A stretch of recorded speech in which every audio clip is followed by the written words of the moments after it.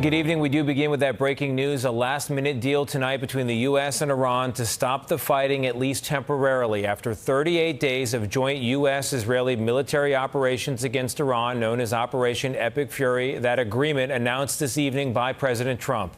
Iran will reopen the Strait of Hormuz, that crucial oil shipping lane that has been choked off for weeks, and the U.S. will stop its attacks for at least 2 weeks. The double-sided ceasefire, as the president calls it, was brokered by Pakistan. After multiple delays, the president had given Iran's leaders until 8 p.m. Eastern to reopen the strait or else, threatening attacks on power plants, bridges, and more. Let's get right to senior White House correspondent Weijia Jiang for more on all this and the absolute latest. Weijia, good evening. Just this morning, the president was threatening to follow through with a massive bombing campaign against Iran. So what changed?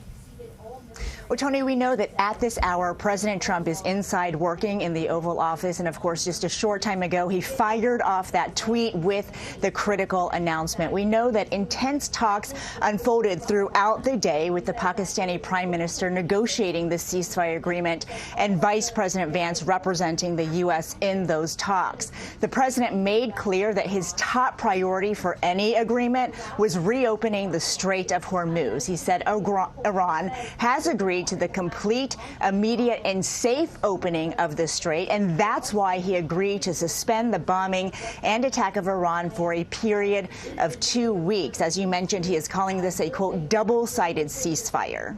So, Weijia, the details matter here. What happens now?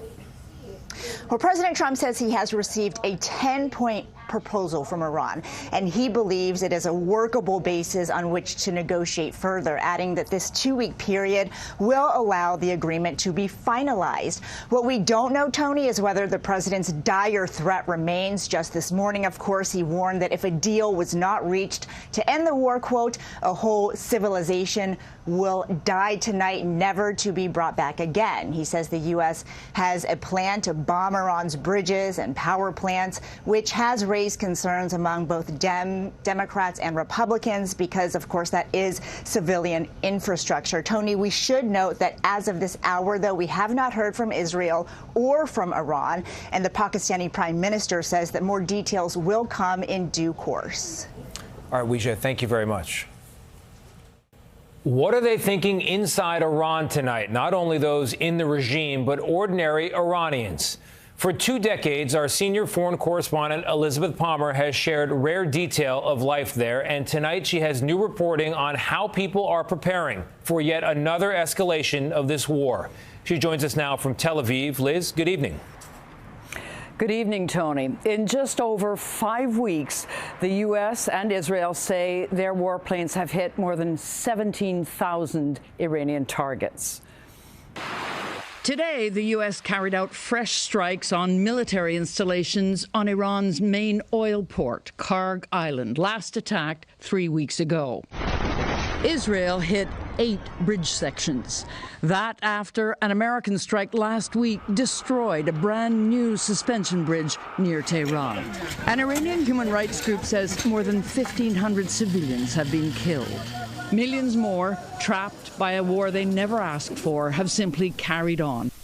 Zara Argavan and Mehdi Al-Ashir are trying to prepare, taping the windows in their Tehran apartment against flying glass. They've stored drinking water and, says Al-Ashir, put together a war backpack with documents and medicines in case we have to run. Meanwhile, they're glued to state TV for news of the latest strikes and counter-strikes. Regime propaganda is still pumping out pictures of its own missiles, which it has fired at Israel every day, as well as targets across the Gulf. Today, die-hard regime supporters surrounded power stations and bridges as human shields against the airstrikes Trump has threatened. But Zara Argavan simply wishes for this to be over. I want peace. Quickly, she says. There are no winners in war. Iran has promised a crushing response if there is more damage to civilian infrastructure and has threatened that if its power plants are hit, it will plunge the whole region into darkness. Liz, we'll keep following that. But while we've got you here, in other news, an American journalist was released today in Iraq. What can you tell us about that? That's right. She was a well-respected freelancer, Shelley Kittleson, and she had been kidnapped from a street corner in Baghdad a week ago. She was held by an Iranian-backed militia, Kataib Hezbollah, but they suddenly let her go today on condition that she leave the country immediately. All right, Elizabeth Palmer for us tonight in Tel Aviv. Liz, thank you. One more note on Iran tonight, the big picture. How did we get here and where do we go from here? Let's bring in CBS News national security analyst Aaron MacLean. He's a Marine Corps veteran who served in Afghanistan. So, Aaron, we're looking closely at this statement tonight from the president. He says close to resolution on this long-term problem, and he also uses language like subject to the Islamic Republic of Iran agreeing. This doesn't sound as airtight as I think a lot of people would like. Yeah, I've got some questions. These things are always fluid as they come together quickly. But yeah, I just want to read that line word for word. I hold off the destructive force being sent tonight to Iran, and subject to the Islamic Republic of Iran agreeing to the complete, immediate, and safe opening of the Strait of Hormuz, I agree essentially to a 2-week ceasefire. So I would like to hear something from the Iranians. I think we should keep open the possibility. This is with what are we at now? 55 minutes to go or so. The president essentially jamming the Iranians, saying, hey, I'll give you your ceasefire. You open me the strait. And then we've got all sorts of questions like we were discussing earlier about what does opening the strait actually mean? So we've got people monitoring Iranian state television to see how they're playing this, and they're declaring victory, essentially saying this is the president backing down, retreating. What do you make of that? If they actually open the strait, I think that overstates the matter. Their leverage over the strait seems to me like it was part of their conception of victory. You could see this in a couple different ways. The president opened this campaign saying that ending Iran's ability to get a nuclear weapon was one of his military goals. We've discussed a number of times over the last few weeks like how there's not been a ton of progress towards that goal. That highly enriched uranium is still under the ground, and you've seen the president's rhetoric back off a bit on that. You could see this in a way, if the Iranians do open the strait, as a trade. They took the strait hostage. They're going to give the strait back, and we are backing away from the uranium, at least for the next couple weeks, as part of these longer-term negotiations. So part of the president's rationale, according to this post, is that they've been doing so well, the U.S. military, met and exceeded all military objectives. Can you remind us what the objectives were and where we are on them?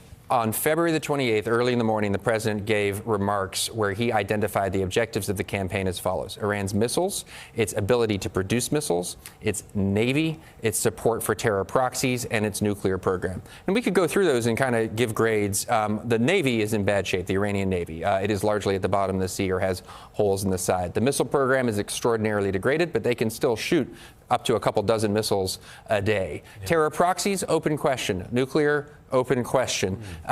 Infrastructure pretty badly damaged. But then the Strait of Hormuz, which was not a goal of the campaign at the outset, suddenly became this central issue because by seizing it, Iran essentially took the whole global economy hostage. Yeah.